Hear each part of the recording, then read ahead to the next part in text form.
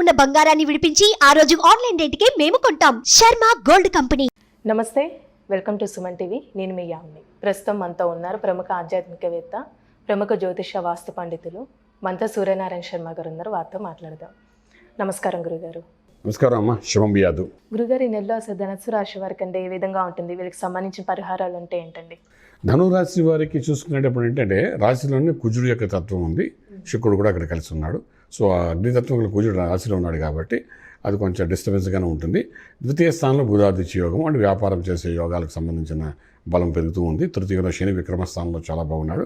చతుర్థంలో రాహు ఉన్నాడు కాబట్టి రాహు కొంతవరకు తల్లిగారికి అనారోగ్యాన్ని గురించి విశేషంగా చెప్తున్నాడు. పంచమంలో గురుడు అనుగ్రహం ఉంది కాబట్టి ఏ దోషమును అధిగమించి రాశిని చూస్తున్నాడు కాబట్టి ఒక చల్లని చూపు గురువు అంటే భగవంతుడికి అనుగ్రహం ఉంటుంది.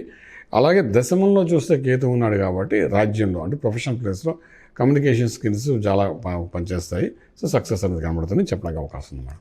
అలానే ఆర్థికంగా ఈ రాశి వారికి ఏ విధంగా ఉంటుందండి? ఉద్యోగ ప్రయత్నాలు ఏదైతే చేస్తున్నారో సాఫ్ట్వేర్ అనుకోండి, ఐటీ రంగం అనుకోండి, బ్యాంకింగ్ సెక్టర్ ఏదైనా ఉద్యోగ ప్రయత్నాలు చేస్తున్నారో చేసుకోవచ్చు. వాళ్ళకి అనుకూలమైన వాతావరణం కనబడుతుంది. కొంచెం ధైర్యం చేయాలి, అంటే ఆ ఉద్యోగం వెళ్దామని ధైర్యం చేయాలి. ఇక్కడ ఎస్టాబ్లిష్ అయిపోయింది కదా, మారితే ఉన్న ఉద్యోగంలో ఇబ్బంది పడతామో వచ్చే ఉద్యోగంలో ఎలా ఉంటుందో తెలియదు కన్ఫ్యూజ్ అవ్వకుండా కొంచెం ధైర్యం చేయగలిగితే మాత్రం 20-25% ఆఫ్ హైక్స్తో కొత్త ఉద్యోగ ప్రయత్నాలు వస్తాయి.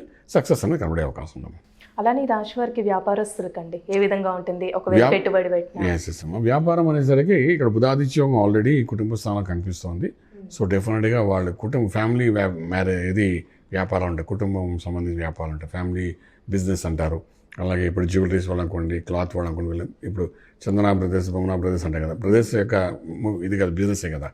సో అలాగా ఫ్యామిలీ బిజినెస్ ఏదైతే ఇంకోటి ఇనిషియేట్ చేయాలనుకుంటే ఫ్యామిలీ పరంగా చేసుకుంటూ వెళ్ళచ్చు. సక్సెస్ అనేది కనబడుతుంది. ఫ్యామిలీ అంటే తన భార్య పిల్లలతో కలిసి ఏమైనా వ్యాపారం, పిల్లల పేరు మీద వ్యాపారం పెట్టాలన్నా ఇవన్నీ కూడా పాజిటివ్గా పనిచేస్తాయి. ఒక ఇనిషియేట్ చేయడానికి ప్రయత్నం చేయండి. సక్సెస్ అనేది కమింగ్ డేస్లో ఇంకా బాగుంటుంది. ఎందుకంటే అర్ధాష్టమి శని, అష్టమి శని, ఏళ్ళనాటి శని ఇటువంటి సమస్యలు లేవు వీళ్ళకి. సో వీళ్ళు ఏది ఇనిషియేట్ చేసినా కూడా కమింగ్ డేస్లో మంచి గ్రోత్ ఇచ్చే అవకాశం అయితే బాగా కనబడుతుంది చెప్పచ్చు. అలానే ఇప్పుడు స్టాక్ మార్కెట్కి సంబంధించిన ఈ రాశి వారికి అసలు ఏ విధంగా ఉంటుంది? ఈ రాశి వారికి బేసిక్గా మనకు పవర్ ప్లాంట్, సోలార్ సిస్టమ్ సంబంధించింది, ఫుడ్ ఇండస్ట్రీ, గ్రెయిన్స్ మీద వాటి మీద ఇన్వెస్ట్మెంట్ ప్లాన్స్ చేసుకుంటే బాగానే వెళ్తుంది చెప్పగలుగుతాము. అలానే ఇప్పుడు వివాహ ప్రయత్నాలు చేస్తున్న వాళ్ళకి కానీ వైఫ్ అండ్ హస్బెండ్ రిలేషన్షిప్ అనేది ఏ విధంగా ఉంటుందండి? వివాహ ప్రయత్నాలు చేయొచ్చు. పెళ్లి కాని వారికి పెళ్లి చేసుకోవడానికి చేసే ప్రయత్నాల్లో సక్సెస్ఫుల్ అవుతారు. గురువు అనుగ్రహం ఉంది కాబట్టి. అలాగే ఇక్కడ పంచమ భావంలో గురుడు ఉన్నాడు కాబట్టి పిల్లలకి వివాహం చేయాలనే ప్రయత్నంలో కూడా ఒక అడుగు ముందు వేస్తే అందులో కూడా మనకు సక్సెస్ కనబడే అవకాశం ఉంటుంది. అలాగే శుభకార్యాలు చేయడానికి అనుకూలంగా కనబడతాయి. ఎటు వచ్చి మనకి 15 రోజుల్లో మనకు ముహూర్తాలు లేవు కాబట్టి అదర్వైజ్ ఇనిషియేట్ చేసుకుంటే దానికి సంబంధించిన సక్సెస్ అనేది వెళ్తుంది తప్ప నెగిటివ్ అనేది ఏంటి ఫామ్ అవ్వదు. గురువు అనుగ్రహం ఉంది కాబట్టి ఎటువంటి శుభకార్యానికైనా సరే ఇనిషియేట్ చేసుకోవచ్చు. వితిన్ 15 డేస్ తర్వాత అంటే ఫిబ్రవరి 14 తర్వాత మనకేంటంటే మోడం అది తగ్గిపోతుంది కాబట్టి ముహూర్తాలు ఉన్నాయి కాబట్టి అప్పుడు మిగిలిన ఓపెనింగ్స్ అని చేసుకోవచ్చు, అగ్రిమెంట్స్ చేసుకోవచ్చు, రిజిస్ట్రేషన్స్ చేసుకోవచ్చు.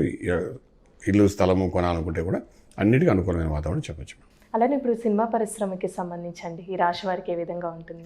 సినిమా ఇండస్ట్రీ వాళ్ళు కొంచెం కన్ఫ్యూజన్లో ఉంటారమ్మా. ఎందుకంటే కుజ శుక్రులు ఇద్దరు ఉన్నాయి కాబట్టి 6వ తారీఖు తర్వాత నుండి వాళ్ళు తీసుకునే నిర్ణయాల్లో బలం పెరుగుతుంది. అది ఆర్టిస్ట్గా కనుకోండి, డైరెక్టర్ కానీ, ప్రొడ్యూసర్స్ కానీ ఎవరైనప్పటికీ కూడా 6th ఫిబ్రవరి నుండి కుజుడు మారుతాడు, మకరంలో ప్రవేశిస్తాడు, శుక్రుడు ఒక్కడే ఉంటామట. అప్పుడు వాళ్ళ ఆలోచన విధానం చాలా బాగుంటుంది. డెఫినెట్గా నిర్ణయానికి ఒక బలం పెరుగుతుంది.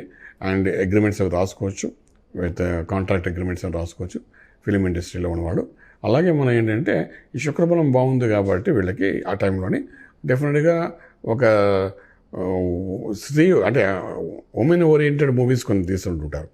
అలాంటివి ఏమైనా వాళ్ళ దృష్టిలో స్టోరీస్ కానీ వస్తే దానికి ఇనిషియేట్ చేసుకోమని చెప్పండి. ఈ టైంలోనే చేసుకుంటే అది లాంగ్ రన్లో సక్సెస్ఫుల్గా హిట్ అయ్యే అవకాశాలు ఉంటాయి చెప్పచ్చు.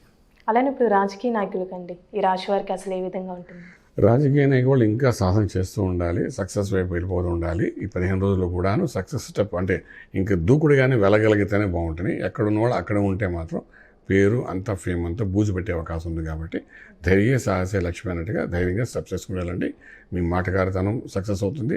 అలాగే మీ డైనమిక్ స్టెప్స్ వల్ల కూడా ప్రజాదరణ పెరుగుతుంది. మోస్ట్ సక్సెస్ఫుల్ పర్సన్గా ముందుకెళ్ళడానికి అవకాశం ఉంటుంది. ఇప్పుడు ఒకవేళ విదేశాలకి వెళ్ళాలనుకుంటున్న వాళ్ళకి కానీ విదేశంలో ఉన్న వాళ్ళకి కానీ ఏ విధంగా ఉంటుంది?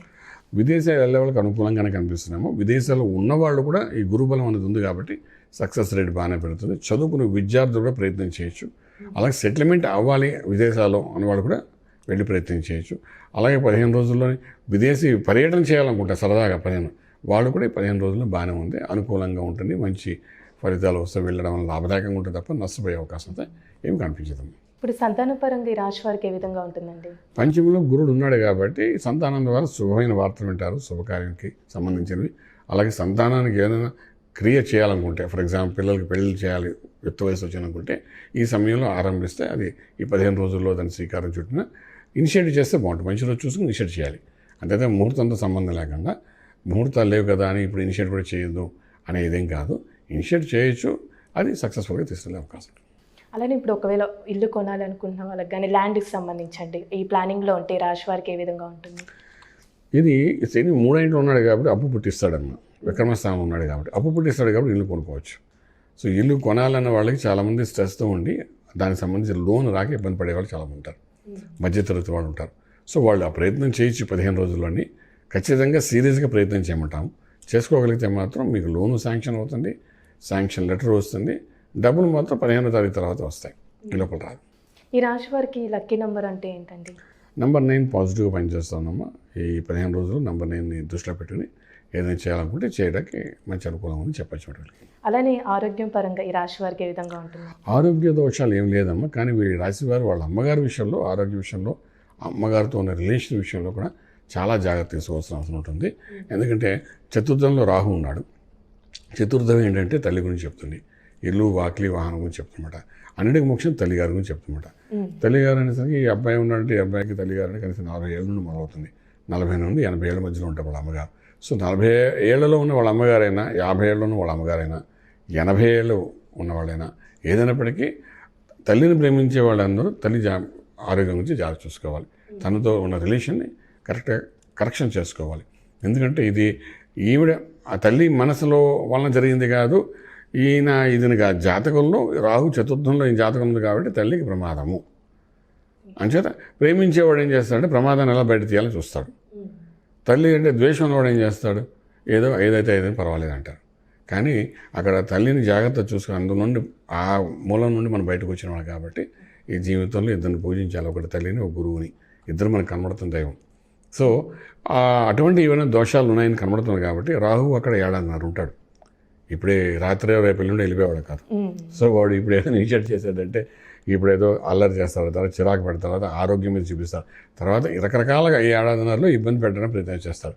సో ఇప్పటి నుండి నేను చెప్పాలనుకున్నాను ధనురాశి వారికి ఏంటంటే తల్లిగారిని జాగ్రత్త చూసుకోగలిగితే, గౌరవం ఉండి మర్యాద ఉండి ఆమె ప్రేమ ఉన్న వాళ్ళు చూసుకోగలిగితే డెఫినెట్గా దాని ఫలితము అనేదంటే మోక్ష మార్గంలో చూపిస్తుంది.